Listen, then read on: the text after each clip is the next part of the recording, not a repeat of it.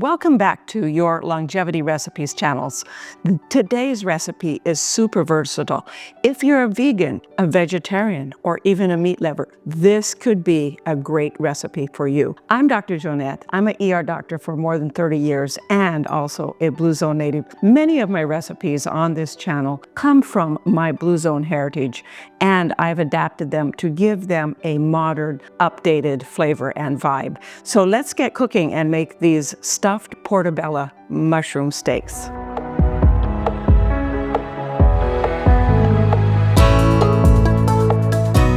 We're going to get started by making a marinade for our giant portobello mushrooms. These are amazing. Do they look delicious? Anyway, can't wait. So we're going to start with adding some balsamic glaze, about 3 tablespoons worth.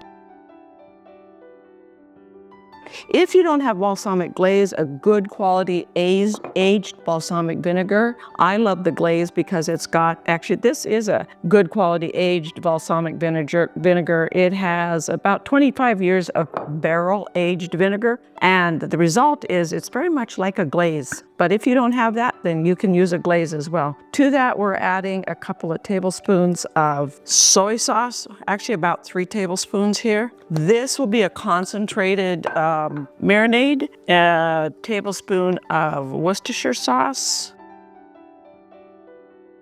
about 2 teaspoons of smoked paprika, or you could use liquid smoke, about 1/4 teaspoon to 1/2 teaspoon of liquid smoke. Some onion powder, about 1/2 teaspoon of onion powder.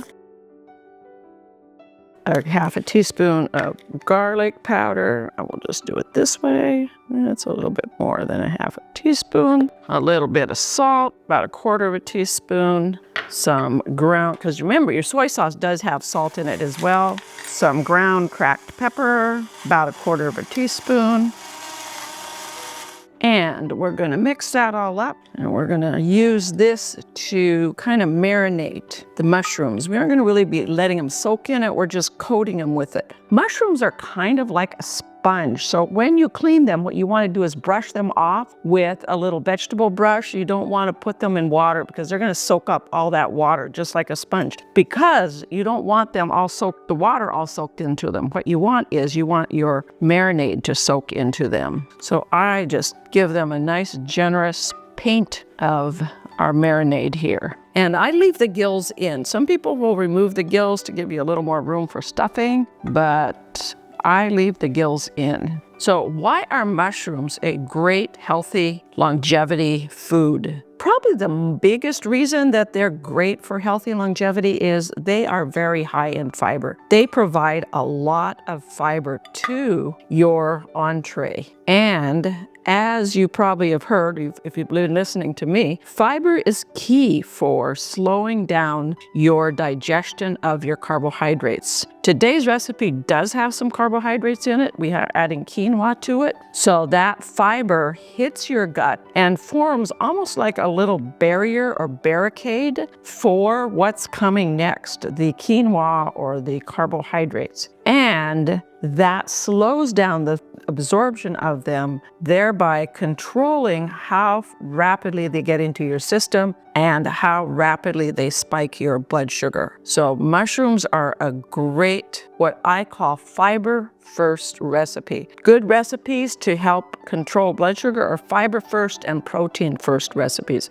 They control your satiety and slow down your sugar spikes. And the result is, as your sugar slowly gets into your system, it gets cleared more slower, and then you have longer satiety and you feel full longer, you prevent those spikes, and you will have better energy throughout the day by having a protein and fiber first meal. Going to get the rest of this marinade. Actually, I want to add, probably just see if I can add a little bit more to each one of these, and we'll move that out of the way. Next, what we're going to do is we are going to make our stuffing for our mushrooms. And for our stuffing, we need some quinoa.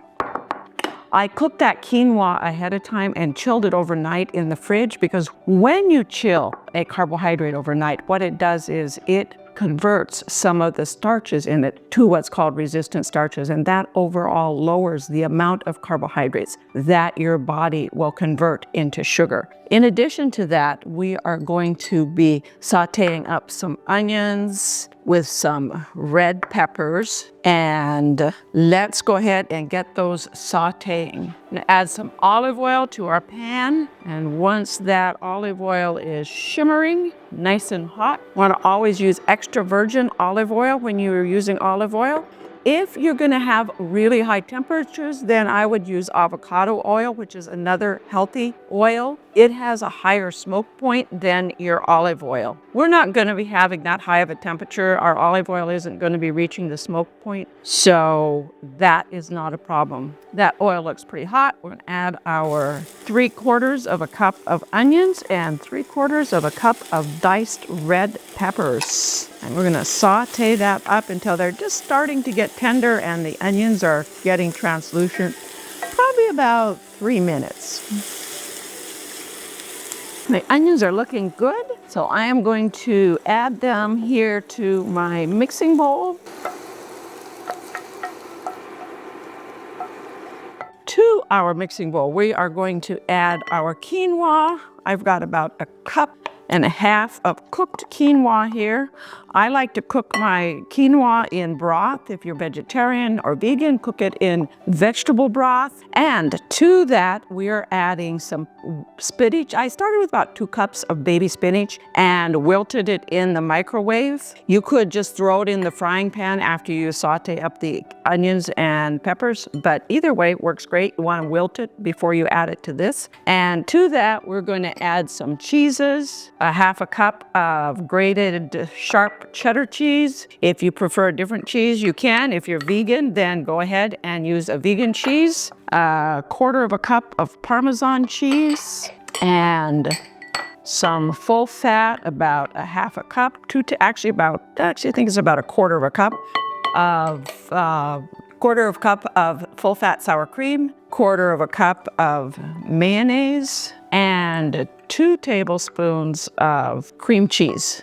We're going to mix that all together, and that's going to be our stuffing for our mushrooms. If you're a meat lover, instead of the quinoa, you can add some chicken or some beef or some ground pork that's been sauteed. Even if you had some leftover steak, you could slice it up real thin, add it to it. And if you're vegan, of course, you're going to use vegan sour cream, vegan cheese, and vegan type of mayonnaise in place of what we put in it. This one is a vegetarian one. Okay, that looks great. You want everything all combined together. And we are ready to stuff these amazing looking mushrooms. Well, at this point, you want to go ahead and preheat your oven to about 375 degrees. And I just kind of pile it up into them, about 1/4 of the amount in each one. Smelling, looking amazing. A couple of them are a little bigger, so we'll get a little extra in them. And there we have it. We are going to make a little topping to go on top of that. I love a little crunchy topping on top of it. So here's my pro tip. When you're making a topping for something that has either breadcrumbs, I'm making this more keto, so I am actually using some Italian spice seasoned pork rind panko crumbs.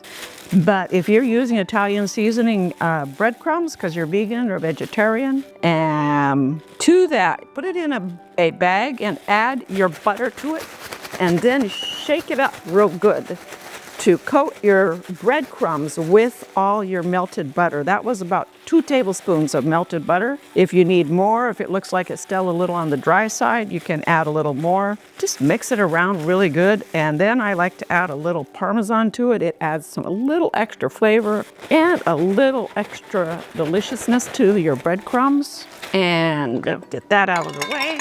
We've got our baking sheet lined with some parchment. And I'm going to just take a handful of these breadcrumbs and just pile them up right on top of the mushroom, just like that, and into our pan. How amazing does that look? I think I said I was making this vegetarian and then I'm adding some pork panko crumbs to it. Not completely, definitely not vegetarian, but use breadcrumbs, same recipe, and you got it vegetarian.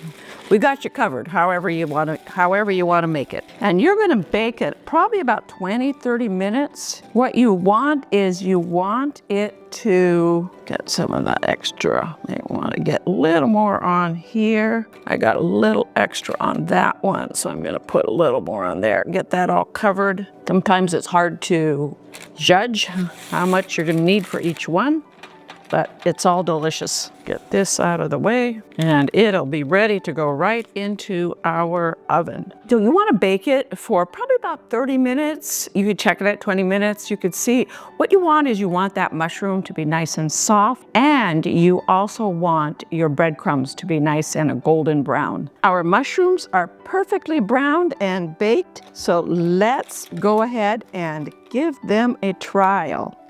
Go ahead and give them a taste. Look at that. So good, delicious. Thank you so much for joining me today. Go to my website, growwithdrjoanette.com. The links are down below, and check out the full recipe. Tell me whether you made it vegan, vegetarian, or carnivore. And we'll see you next time on the Dr. Joanette channel. Thank you so much for joining me today.